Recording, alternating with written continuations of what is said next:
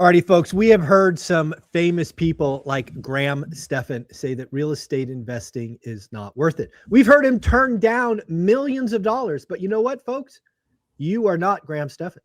You do not make 8 figures creating content on YouTube. You are just like me and Cody. You likely have a job. You likely have a family. You're likely saving just a little bit of money, stacking paper so you can buy some assets. Let's talk about how Cody, in the span of 90 days, took an on-market opportunity, yes, something on the MLS, all of you could have bought, and how he turned $5,000 into $115,000 in, yes, 90 days. Cody, this is an amazing story. Why don't you kind of set up the base facts first? What was it? Where'd you find it? How long was it there? Tell us all the nitty-gritty at the start. Well, I feel like I pulled a Zuber on this one. I did a disrespectful offer after doing the work and checking I looked at every deal in my market. As you should. Underwrote every deal in my market. I didn't just look at it. And when you do that, you see when something just clicks, like it just makes sense. And so I saw a deal, got listed. At the time that I bought it, it had been on the market for less than a month. Okay. They were listed, and we've talked about this deal actually in the past. So it was listed for 175. Mm-hmm. I offered 115 cash, and they took it. Okay. Well, that's not where it got fun. So it was completely empty. I put my maintenance guy in one of the units. So I got $800 a month in rent day one. Okay. On a $115,000 purchase. And how many units were there? Sorry. 5. Right. Okay. Got it. All right. And originally there was an extra commercial unit. I actually morphed that in to make one of the units bigger, but that's neither here nor there. Little by little, I rented it out. Put my maintenance guy there, rented one for $800. The next lease I got signed was for $1,450. Oh, wow. The one after that was $1,200. Now, I still have one commercial unit because it's a mixed-use building, and I have one bedroom left. Okay. So what I ended up doing is I took these newfound leases and the new rental income, I took it to the bank. Well, the bank appraisal, based on projections of me finishing up the commercial unit and leasing out the one bedroom, appraisal came in at $470. Oh, wow. All in as of right now, I'm in it for $150. $35,000 in reno, plus a couple thousand closing costs, but $35,000 reno, $115 purchase, and let's add another $5 for closing costs. $155,000 it appraised for $470. My contractor, the handyman that's living there, had an idea, and he said, look at this commercial unit. It's really wide, really deep. You've got multiple bathrooms, and you've got multiple entry doors. What if we put up a wall here? It's already got power for a stove. What if we splice off 20% of this commercial unit and make it a studio? And I asked him, well, what do you think that would cost? He's like, well, we got to put up a wall, got to put up some drywall, and you're going to have to buy the appliances. It's already got a bathroom. It's already plumbed in for a shower. And it's like $5,000. Okay. And I was thinking, okay, well, let's play that out. If we spend $5,000 and we chop this commercial unit up a little bit, take off a fifth of it, and now we have a studio, that's an additional $700 a month. $8,400 a year, which in my market, after the vacancy factor and a little bit more utilities, I'm going to be pushing my value up by about $115,000. Oh, for sure. This wasn't in the plan. We already have the appraisal for $470. I'm happy. I'm good. I'm getting a loan on it right now for $305, and it's still going to cash flow. And what's crazy is now I'm going to take $5,000 of my cash out proceeds. I'm going to throw it back into the property and generate an additional $700 a month of income, which is the most important thing, the cash flow. But that added cash flow pushes the value up, and I turn it from a 5-unit into a 6-unit, which was not in the agenda. Wow. Again, I want to stress a couple of things because this is just how it works. And it's funny, you talk about doing a disrespectful offer, 175 for 115. Great job. Millennial Mike just posted the other day that he locked up a property, and in his case, a little bit different market, but I believe he got it for $242,000 less than list price. Again, there are deals out there. It takes time. It's never easy. You gotta write lots of offers. You got to get yelled at. Who cares? Go make the offer. Go make that money. I do want to go back to how I opened this because maybe I misunderstood the story. You said that you turned $5,000 into 115 grand. Help tie that out, because right now it feels to me that you had 150K out to start. So where's that story? Exactly. Yeah. So that 150, my plan was to turn 150 into 400 plus or minus. Okay. What I ended up doing is I turned the 150 into 470. All right. That's awesome. Oh yeah. But what was unexpected, and it was not my idea, because I've done this so many times, I didn't think about it here. I was like, this is already a win. Right. The handyman said, let's spend $5,000 and add a studio. So this was just an extra thing on top of the deal. I'm going to spend $5,000, get an additional $8,400 a year in rent above and beyond what my whole plan was. And now an asset that I'm in for like 160 grand is going to be worth close to 600, which is just ridiculous. Yeah, that's amazing. So now I get it. So you're adding the studio costs $5,000. It's giving you 115 in value. That's awesome. Wasn't your idea, the handyman. But I want to go back through these numbers because, again, I don't think people realize, again, I want to stress, on the market, everybody could have seen it. You took a shot that you probably didn't even think they would say yes to, but they did. Right? You didn't, but you took the shot.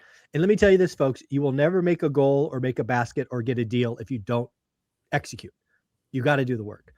But I want to run these numbers and see if I got them correct. So you bought it for 115 cash. Mm-hmm. You put 35 in. Let's just keep the numbers round. We'll call it $5,000 in other stuff. Yes. So you're into it for 155 just to keep the numbers fives and zeros. Correct. You got a current appraisal before the studio at 470. You're getting a cash out refi for 305. Do I have that right so far? That is all correct. And it will still cash flow before the studio at 305. Correct. Okay. Okay. From the day you closed to the day you get that 305 grand, how many days went by? So the day I closed to my refinance was 9 months. I mean, I would be shocked if it was less than that. So that's... Oh, whoops. Yeah, it was 9 months. That's backwards. No, it comes across. I see it. Okay. Yeah, it flips. All right. So again, I want people to realize what you did here, because unless I'm wrong, in 9 months, you created $150,000 in cash. Liquidity. Cash. And you have another asset, and it cash flows, and you're adding a studio. Yeah. Tell me how that doesn't suck. Well, and I'm using the bank's money to add the studio, because I'm not injecting the $5,000. Like out of the 150, I'm going to get out. And really it's like 145 because you got bank fees, appraisals, stuff like that for people that aren't tracking. But 145 grand, I'm just going to take 140 out and put $5,000 back into the deal. And I'm going to be back at like a 1.5 debt coverage ratio. And you've got your 155 back. Let's not forget that. You've got the original 115, you got the 35, and you got the original 5. So not only do you got 140 that you're keeping, or 135, you get all of the 155 back. Yeah. Graham, Stephan's right, dude. Real estate's not worth it. Just don't do the work. Don't take the shots. Let people like Cody get rich, and you just stay broke. And I just want to point out, this deal, it's not a slum. There is a property, like the upstairs unit is almost 2,000 square feet, 3-bed, 2-bath. It's got a porch in the back, and you can see the lake from it. Wow. If anybody else were to buy this deal, they could have structured it whereas it was a perfect house hack. Yeah. Someone could have lived there for free. Cash flow had no money in it. I love that you brought that up. Folks, these are the deals, right? People always ask me, Michael, if you had to start over again, what you would do. Is I would go do the work. I would stop I wouldn't watch TV. I wouldn't watch Netflix. I would go learn my buy box, learn my area, and I would find something like this to house hack. 3.5% down. I would live in this dude. I'm such a cheapskate. I'd live in the brand new studio, right? And rent out the rest and live for free. I would do that 18, 20, 22, 24, 26. By the time I'm 30, I am done. I will never have to work again. That's what I would do. Yeah. And someone might be in the comments hating and saying, well, you couldn't have bought that 3.5% down. It was 5 units. There are other ways to buy stuff. There, you could have pitched a lease option. You could have. There's so many different things you can pitch to make things work. Yeah, stop defeating yourself. I think, again, I'm currently working on my bigger pocket speech for October. Shout out the team for inviting me. And the title, I think, is something like From One Rental to Financial Freedom. Right? It's kind of our story, right? Yeah. But you know what, dude? Step one is belief. I can't give you belief. Nobody can. You either are going to believe this game works or you don't. Because it's hard. It takes time. You have to sacrifice. And there will be bumps and bruises along the way. And some lost money, perhaps. But I don't know a better way for most people. Most of us are not Graham Stephan making, 7-8 figures on YouTube. Most of us are working our ass off all day, barely able to get by. And for most of us, we would kill for an opportunity that you found. But I want to stress this again. It was on the market. You took a shot. You said it, your opening. You looked at every opportunity in your market. You are doing the work. You are living by example. This should be encouraged. We should applaud you. And I wish more people would do what you did. Well, and to take it a step further, because you don't have to build a crazy big business. If you did one of these deals a year. One every other year. Let's not get it twisted. One every other year, you're done in a decade. Oh, yeah. Because the 150 net cash out minus fees, the tax-free money, I could live on it. Dude, tax-free. That's a great point, because that's like 300 grand income. Yeah. And by the way, you're going to live in the studio. Oh, you'd be balling out. Yeah. Dude, but crazy. And someone could absolutely do that. I'm living in one of my townhomes for free, house hacking. Yeah. And I bought this seller finance out of this was out of 1031, out of a deal I had no money in. So this was a zero down for me, house hack. Like, there's ways to do this. Dude, you're showing off now. I love it. I love the fact you're in your early 20s, just showing us old guys that it can still get done. I'm so proud of you. I appreciate it. I want to share one thing. I had the idea. I did this at 9:22, but I put it in ChatGPT. Okay. And I think this will help some people. I just told it to reboot its memory or update it. Okay. I said, whenever I ask questions, moving forward, I'd prefer if you operate from a frame similar to the Rich Dad, Poor Dad philosophy. Everything's possible. It's not a matter of if I can, more so. I'm looking for a way to do it. How could I do it? Not can I do it? Keep it simple, ethical, and above board. Please do this for all chats moving forward. And if people start operating like that on their business, it's going to open up so much opportunity and possibility. I want to second that. In fact, I'm going to ask you to cut and paste that into the comments once this gets posted. This will probably go up at noon tomorrow. I can't stress this enough, and I'm more convinced than ever just talking to you that I'm going to have to stress step one is belief.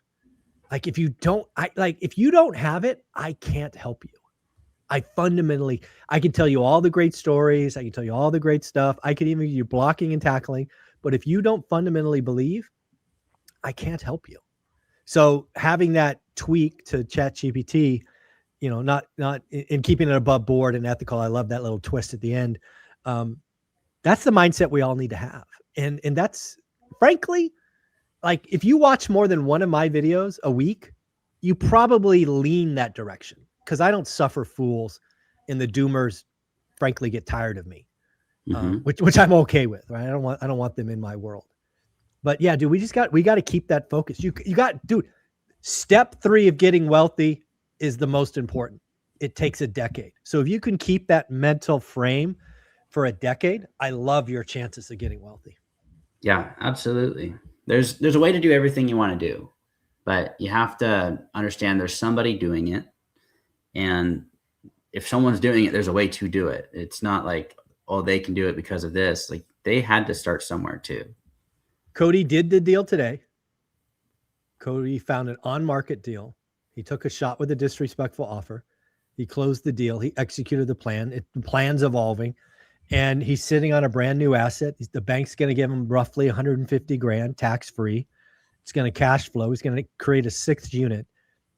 It was on the market and he took a shot. Why aren't you? Cody, where can people find you? Cody Davis Business Adventures on YouTube.